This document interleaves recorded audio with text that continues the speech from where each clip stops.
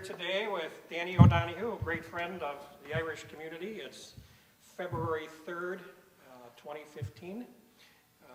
And so Danny is one of the great publicans in the city of Milwaukee, and we're just going to try and get a little bit of his history. So thank you so much for coming in, Danny. Glad to be here, Barry. So Danny, tell us about growing up in Ireland, where you grew up, your family life. Well, I was born in a small farm outside of Killarney, County Kerry. I was the middle one of 7 children, 3 boys older, and a boy and 2 girls younger. I went to Lissamagee National School at St. Brendan's High School. And then I went to work building roads in the area. And in 1948, my uncle came to Killarney from Milwaukee, and he bought a small hotel with a bar and restaurant. And I started working for him. I worked with him for a year and a half, and he came back to the States. He sold his hotel, came back to the States, and sponsored me. I came 6 months later. I think I was 21. I arrived in New York on February 16, 1949. I stayed there for 2 weeks and didn't care for it, and I came to Milwaukee. What was the name of that uncle? Jim Haggerty. Jim Haggerty. Jim was an old time. He had the first Irish pub in Milwaukee ever, way, way back at the start of World War II. And, excuse me, I went to work for Miller Brewery and worked there for a number of years. And then Uncle Jim Haggerty asked me if I would like to go in the bar business with him. And I said, of course I would. And we bought a building at 35th and State. It was an empty building. It didn't have a license. So we petitioned the city and got a license. And we bought a building in 1969 and opened up a bar in 1970. And that was the one on 35th and State? 35th and State. So who all worked there then when you first opened it up? Barry Tracy. Barry Tracy was your main guy? Yeah. Barry Tracy, Jimmy Olsen, Pat Holloway, Marv Klein, Jewish friend. And you were there full time? So we were there, and 2 years later he sold it. He sold his interest to me, and then I quit Miller Brewery, and I ran it full time. Then 6 years later, we bought a building at 15th and Wells, which had a bar, and we moved in there. We opened that. It was a Marquette campus bar. It was capacity was 400. We had 19 bartenders total, and they were all Marquette students, mostly Irish-American kids from the Chicago area. And then 10 years later, we opened up a bar and restaurant at 51st and Bluemont Road. It used to be Ray Jackson's Steakhouse. And my wife ran that as a restaurant and Irish pub. So. And Jeremiah Haggerty's, when you said that was the first Irish bar after World War II, was that the one on Wells Street, or was there another one? No, it was at 408 North 30th, 30th and St. Paul. It's no longer there. Oh, okay. It has been bulldozed, and it's a parking lot. So how long was that in existence? Was that there when you came over? Yes, it was. Okay. It was in existence until about 5 or 6 years ago. Oh, okay. But when did he get the one on Wells then?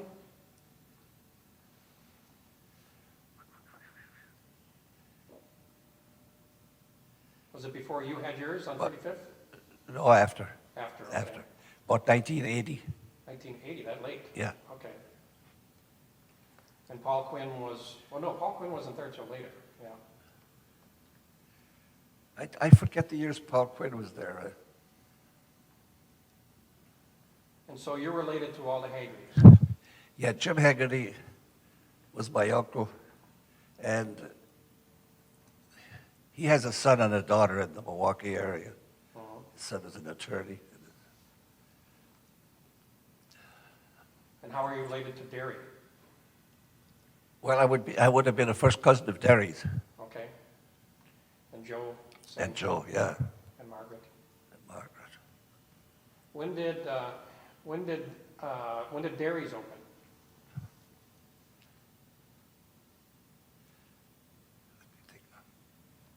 He came to the States after you, or? He came after me, much after me.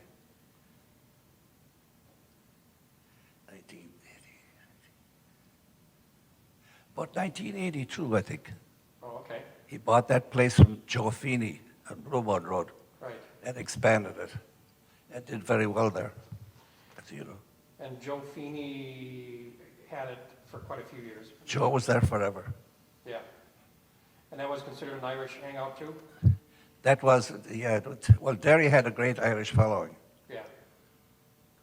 Did you ever go to like Riley's when you came over at all? Was that still going? Or was Well, that when I before came you- over, like I said, when I came over in 1949, there were actually two Irish bars in Milwaukee, owned by two Irishmen. One was Jim Haggerty's, and the other one was O'Reilly. O'Reilly was from Cavan, County Cavan, Ireland. And he was over on the east side on Brady Street. Mhm. And in fact, Pete Murphy used to work for him part-time. Remember Pete Murphy? Is that Dennis Murphy's? Rose Murphy's Yeah, husband, okay, yeah. Dennis's dad. And John O'Shea and I used to visit him on Sunday afternoons. He worked there on Saturdays and Sundays. We used to visit him at the east side. So there were only two really Irish bars in the Milwaukee area at one time. Hmm.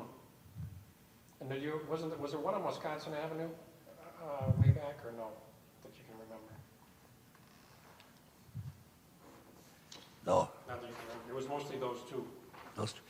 there were a number of Irish bars, but not popular bars on Clybourne Street. Okay. I think one was Shaughnessy's, and there was Callahan's. When the freeway came along, they were all bought and demolished. Yeah, yeah. But they were not popular bars, they were just neighborhood bars. So when you came here, 49, you had, what was your first job? Miller Brewery, Miller Brewery. So you worked, was there a lot of other Irish working there at the Miller Brewery? John O'Shea. John O'Shea. And tell me, besides, so you grew up on a farm. Right. Was there, like a lot of people that immigrated didn't want to work on farms, was that, and did you have a great desire to come to America? I did. I was the first from that area, from the neighborhood, from Olive Killarney to leave after the war. Okay, And you had to have somebody to sponsor you and make sure that you didn't become a burden on the state and be responsible for your being until you become a citizen. and where did all your brothers and sisters end up? I had one brother wound up in England in the Royal Air Force, and I had one brother came to Milwaukee about 6 years after I came. He worked for the city, my brother Dennis. And I forgot to say, I was drafted.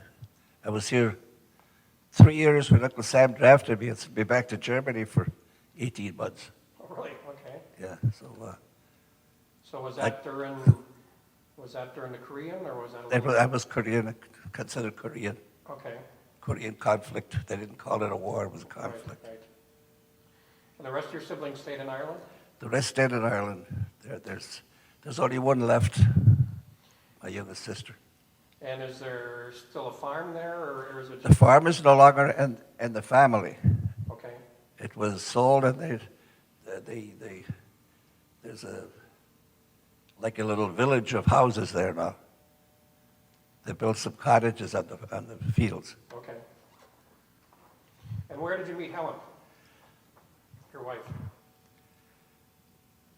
Well, I was living with the Haggertys in Woodlawn Court, 50th and Woodlawn Court.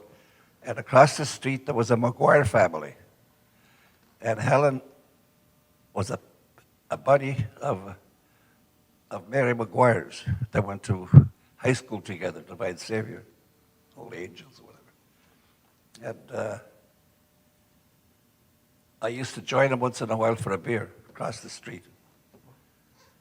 So we started dating, but like I said, Uncle Sam drafted me and sent me overseas for 18 months.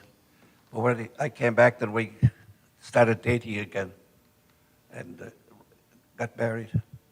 And of course, as you know, we have 5 children. And where was your first house then, after you got married? Our first house was at 66th Street between Wisconsin and Blue Mountain, Wauwatosa. Then you said you had to move because of city We had license? to move. The city gave me 12 months to move into the city. If you owned a license, you had to move into the city. So we built a house in Woodlawn Court 42 years ago. We're there ever since. And tell me with so it was just O'Donoghue's Pub was the name of the one on 35th? O'Donoghue's Irish Pub. O'Donoghue's Irish Pub. Yeah. And besides people coming in for drink, was there any activities or sports or anything happening there at all? Or? No, not really. It was kind of like, it was a meeting place because it was really the first so-called Irish bar in the area. It was a meeting place Friday evenings and Saturdays and Sundays after church, after Mass at St. Rose, people would come over, the elderly people. And was it a lot of brewery workers too then, or? A lot from Miller Brewery, yes. Yeah. Miller Brewery, Harley Davidson. And tell me about the beginnings of the Shamrock Club. Were you involved in that?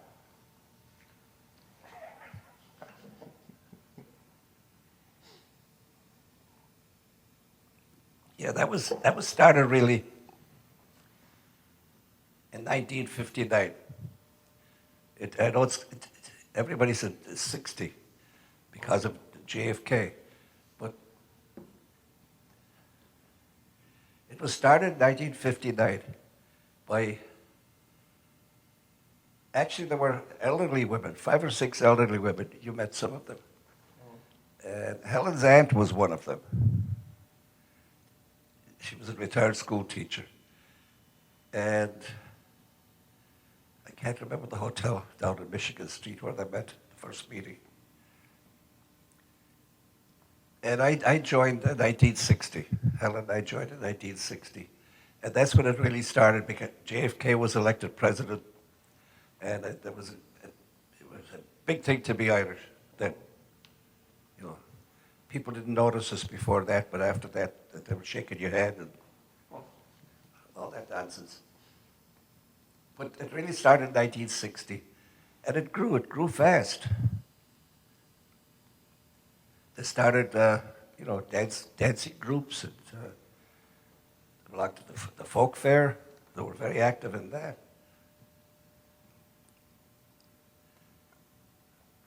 And you had the parade and... The first parade, that was very cold. Gosh, that was a cold Saturday. And you ran the parade for a period of years, didn't you? I was the parade chairman, I think, for 7 years. Okay. But I had great help. I had a group of Irish-American ladies that were great workers. All I had to do was call them up, ask them to do something, decorate a float or go meet somebody or pick somebody up at the train or the airport. They were always willing to help. They were a great group of workers. And it was held downtown at that time? The first parade was downtown. The first, I think, 3 parades were downtown. And then they moved over to Mitchell Street on the south side for a number of years. A lot of years, yeah. Yeah. And then they moved to North Avenue. And now they're back on Blue Mountain Road, I guess. Yeah. Now, I had heard that there was, I know it's early history or something like that, but there was, I don't want to say a split, but a difference between the Irish and the Irish Americans in those earlier years when the thing got started. Well, there was an Irish American, what do you call it, VA, a group of VA that used to meet at Schley Lanes on Blue Mountain Road. They were all Irish. It was the Neville Dunn American Legion Post. And they claimed to be the only Irish in Milwaukee. Okay. So we had a lot of pub arguments about who were the Irish and who were not. Gotcha.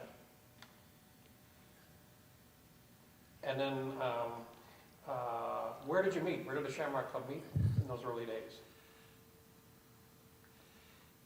I know sometimes they met next door. Right over here next door, but Father Barry was the parish priest. St. Bernard's. And was Bill Whalen and Mickey Finn both lived here in the parish. And we used to meet there on Thursday nights. Then we went over to North Avenue. Hawley and North, there's a hall there. Oh, okay. They moved around quite a bit.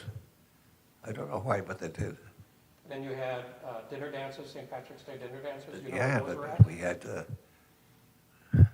one year we had the Governor Pat Lucy, in attendance, and his friend, was his friend and a judge. That was always a big party. We always had around 300 people at that dinner dance. And that was moved around from place to place too. Yeah. And did you get back to Ireland many times through the years? Oh, I've been back 30 sometimes. I went back some years twice Yeah. in 1 year. I took all of the family back twice, all the kids twice. And my daughter met a fellow over there, another O'Donoghue, and eventually married him. We always said, well, she could not spell the name O'Donoghue. We had to get a guy of that name for her. And how many grandkids have you got now? So we have 5 grandchildren and 1 great-grandchild. Oh, okay. And what would you say compared to that early O'Donoghue's Irish pub, compared to pubs today, what would you say is the biggest changes?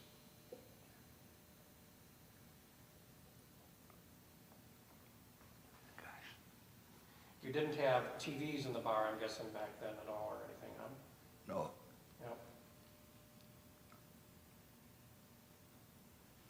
Yep. It was more fun in the bars then because all the bars had jukeboxes.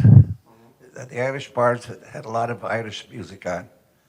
And somebody was always playing Irish music. There was always Irish atmosphere in the bars then. You don't see that anymore now. It's a TV showing sports. Right, right. You know, there's no such thing as jukebox. But I always enjoyed. I used to play the jukebox when it got a little quiet. I played myself just to get things going. Gotcha, okay. Yeah. Did you ever have any live musicians in at some of the places? We did it. It was very hard to get Irish musicians at one time. They were not here. Right, the earlier years, yeah. Yeah, they were not here.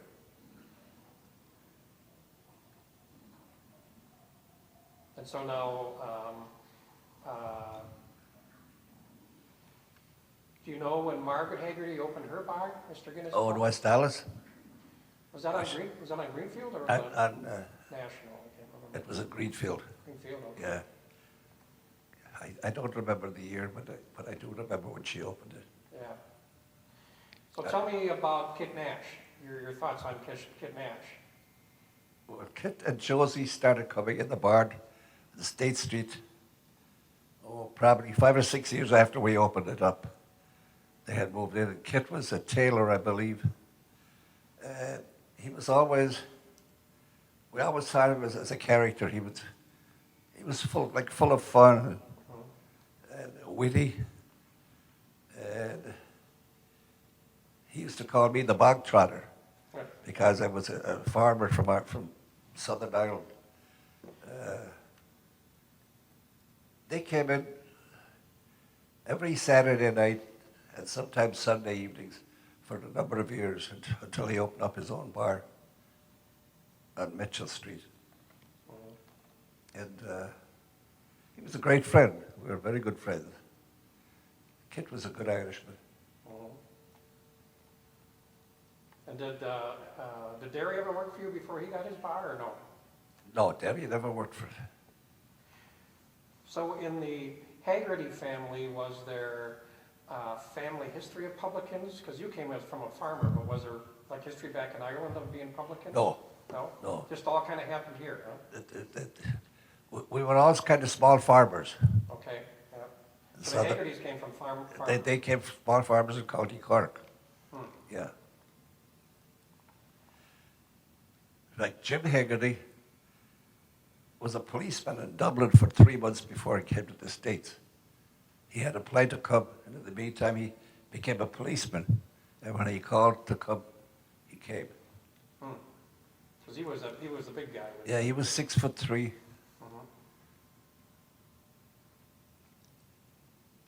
And then I think after he passed, I think that's when Paul Quinn kind of stepped into the bar at Wells. Well, Jim actually leased the bar to Paul Quinn Okay. at 11th and Wells. Yeah. And that bar is no longer there either. That's gone now too. Yeah. There were 14 bars in the Marquette area when we were there at 11th and Wells. Now there are only 3. Marquette bought all these bars and demolished them. So you did fairly well in the bar business, would you say? I would say I was very lucky. Yeah. I was very lucky. Everything went right for me. The Marquette bar always was very successful. Oh, that was great. I had kids working at the Marquette bar that my sons hired that I never met. And one time we were in New York, Helen and I were in New York, and we were in a restaurant called Smith and Golinsky's, big restaurant in Manhattan. And we were walking across the dining room, and somebody shouted, "O'Donoghue, you SOB, what are you doing in New York?" And I turned around, and there were 2 fellas and the 2 girlfriends sitting at a table, and they waved, so we went over. They both worked for us in Wells Street, and I never knew it. I didn't know them. They knew me, but I didn't know them. And your son, That's how big that place was. yeah, well, a lot of people coming and going. Yeah. That was big. And your son continues today out in Elm Grove? And he's doing very well in Elm Grove, yeah. He's been there about 10 years now, I think, or something? 12 years. 12 years, yeah. He's doing well. He's got some people that can be either good bar owners or not. And he's personable. He shakes hands with everybody and he talks to everybody. A lot of bartenders can't do that. They just can't talk to everybody. Yeah. They're not. It's not their nature. Yeah. But he is good at that. And remembering names. He can. I can't remember names anymore. Like I'm 87. But he can remember some people he met 5 years ago. He can remember who they are. So when you opened on Blue Mound Road,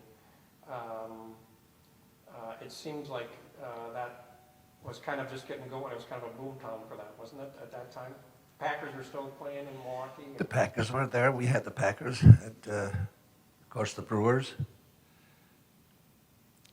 Blue Mound Road was dead. Well, when we bought Blue Mound Road, it was closed for 12 months.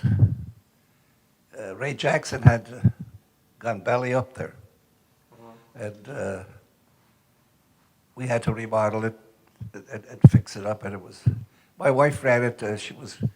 She liked the rest of the business. It was a little more upscale. Yeah, she knew something about food, and I didn't. So she ran the food end of it, and I ran the bar end of it. So your 14th Street had a little food, didn't it? 14th Street had food, didn't it? We just had a little Sandwich? sandwich. Yeah, yeah. But 35th you never had? Pizza and sandwich. 35th you never had food? A little sandwich. Sandwich, Yeah. And did people live above the bar at all, or? Yeah, there were 2 little apartments above the bar. Always rented out. And whatever happened to O'Reilly? Do you know at all how long he was going? O'Reilly went back to Ireland to live, to retire. Because it was, even when I was there, it was O'Reilly's, the name-wise, but I don't know who ran it, in the 80s. Yeah, he went back in the 80s, I think, Yeah. to live.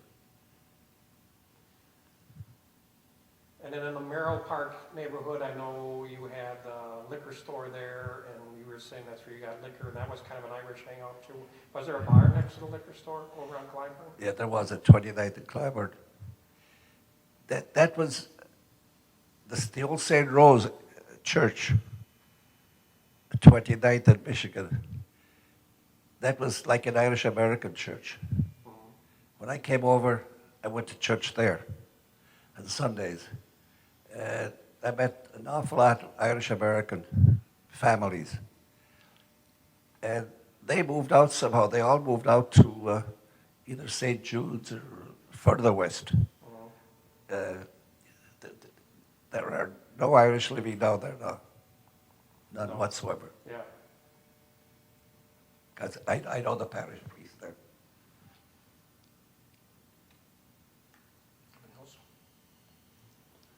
All right, Danny, thank you so much. Appreciate all the answers. Thank you, my Yep. goodness. You kind of refresh